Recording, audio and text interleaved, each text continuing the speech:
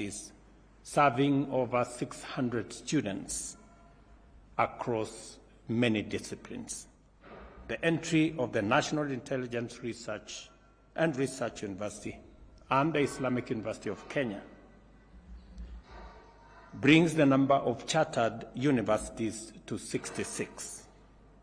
I urge the Commission for University Education to redouble its efforts to elevate other institutions to charter status, but by ensuring rigorous implementation of high standards in higher education. And as the Chair has ably said, we made a commitment that the award of charter is not just going to be a ritual.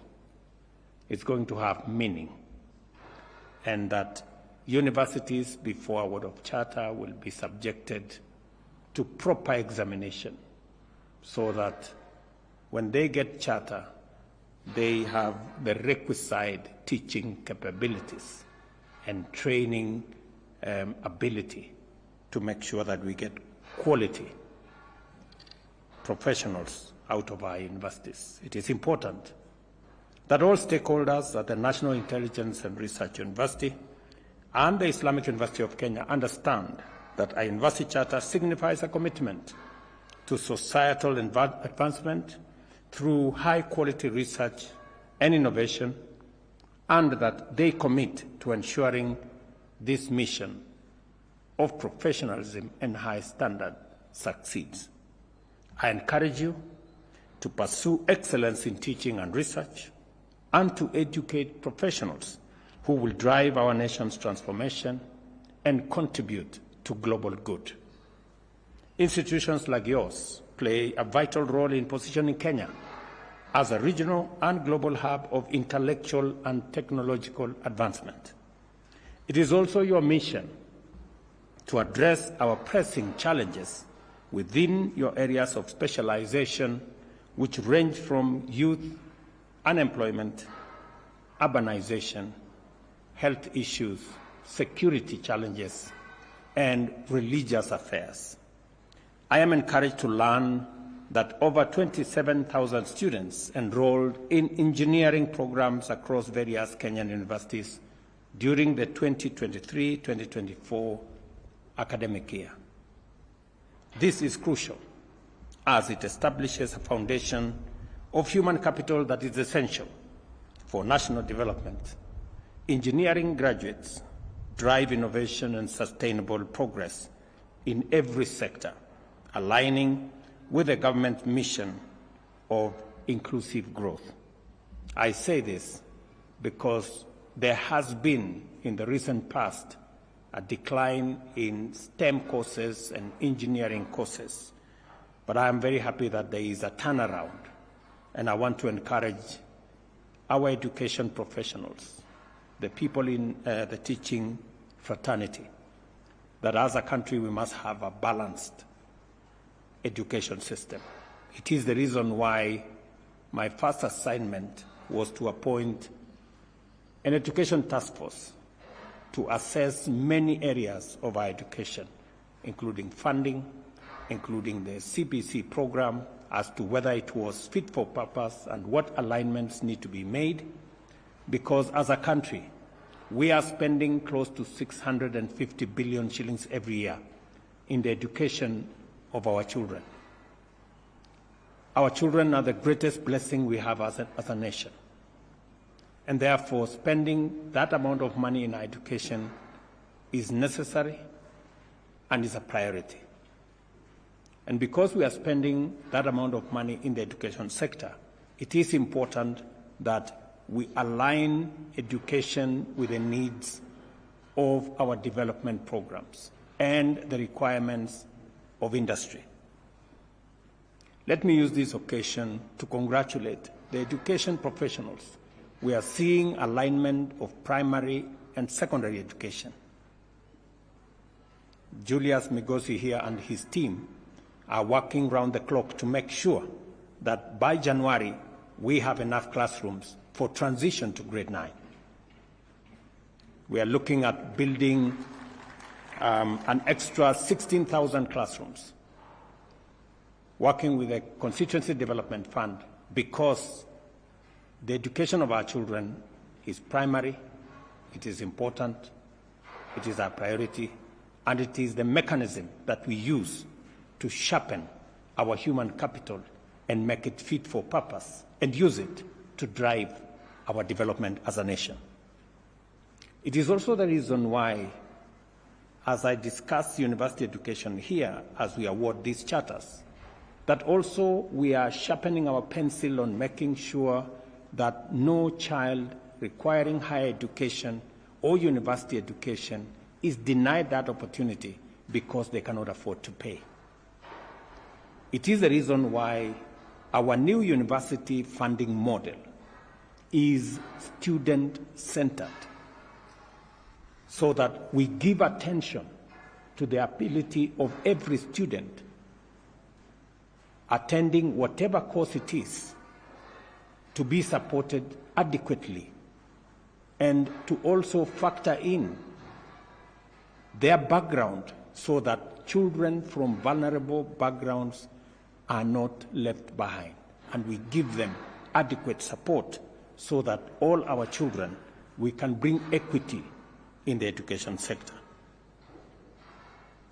Now that we are driving the whole focus on making sure that our education is relevant,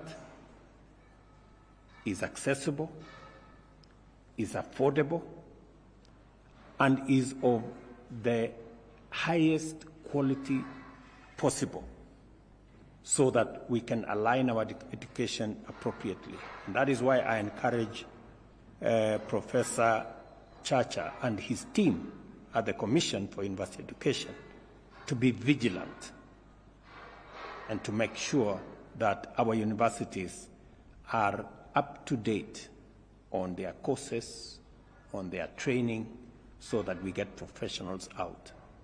Our new student-centered university model has also liberated many universities that were at the brink of bankruptcy. Many universities could not pay their lecturers.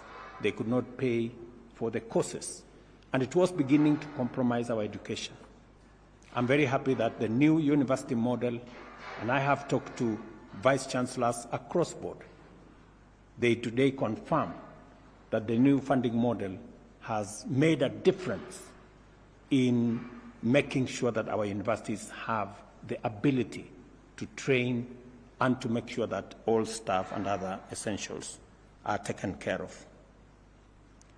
We are also working with the Ministry of Public Service to provide mechanisms for internships so that universities can give meaning to the training of their graduates, that beyond university education, working with industry will be a mechanism that will underpin what training and provide a transition from training in the university into industry, into the job market.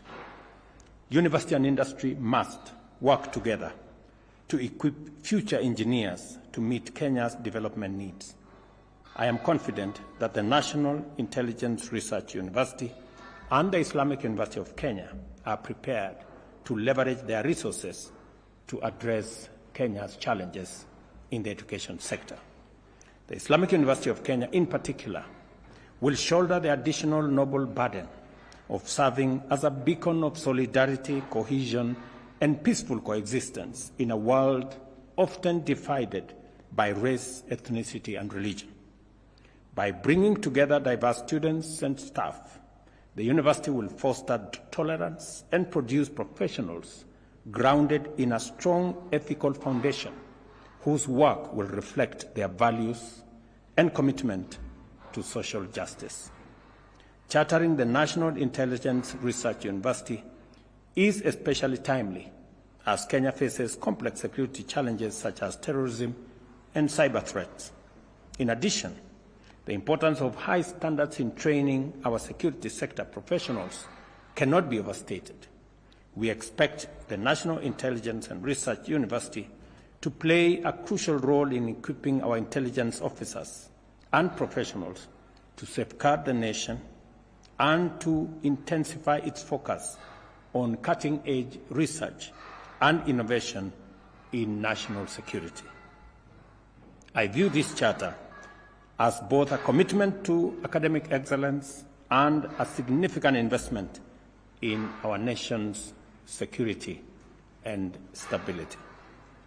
Additionally, I expect the National Intelligence and Research University to support Kenya's digital economy by aligning its academic and research programs with Vision 2030, the Ford Medium-Term Plan, and the Bottom-Up Economic Transformation Agenda, all of which emphasize the role of technology and research in national development. By focusing on security as a global public good, the university will contribute to the Sustainable Development Goals, particularly Goal number 16, which promotes peace, justice, and strong institutions. The National Intelligence Research University will not only serve as a center for learning, but also as a hub for research and innovation, and the engine that will enable Kenya to remain a leader in regional and global security agenda. For this reason, I encourage the National Intelligence and Research University to expand its reach by admitting students from the Global South to foster a more diverse understanding of our security sector. At this stage in our development history, universities must align education and training with national, regional, and global development ambition. They should also ensure that the competence-based curriculum complements the bottom-up economic transformation agenda and Vision 2030. As I confer these charters, I urge both institutions to uphold the highest standards of academic excellence, ethical and moral commitment, and to contribute meaningfully to societal development. This is how we shall actualize and validate education as a tool for transformation, not merely a means of acquiring certification. I encourage both universities to bear their responsibility with integrity and dedication in their endeavor to inclusively uplift society. I also call on the Commission for University Education to be diligent in its oversight, ensuring that our universities achieve and sustain high regional and international standards. As you can appreciate, today marks only the beginning. The journey ahead requires a relentless pursuit of excellence, knowledge, continuous innovation, and transformation to position Kenya as a global leader across many sectors. I congratulate the leadership, faculty, and students of the National Intelligence and Research University and the Islamic University of Kenya on achieving this milestone. Together, you must rise to meet the responsibilities that come with it, and I look forward to witnessing your remarkable achievements as Islamic University of Kenya and as the National Intelligence and Research University of Kenya. Congratulations again on attaining this very important feat, and I look forward to working with you as we develop our human capital as a nation and use it to drive not just our economic development, but our societal inclusive progress as a nation. Thank you very much, and congratulations.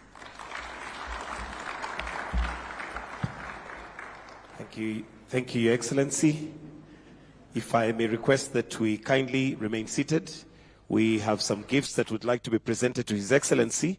And the first gift is from Nehru University. So may I request that the DG kindly step forward to present the gift to His Excellency. After which we are going to have a short session of photos.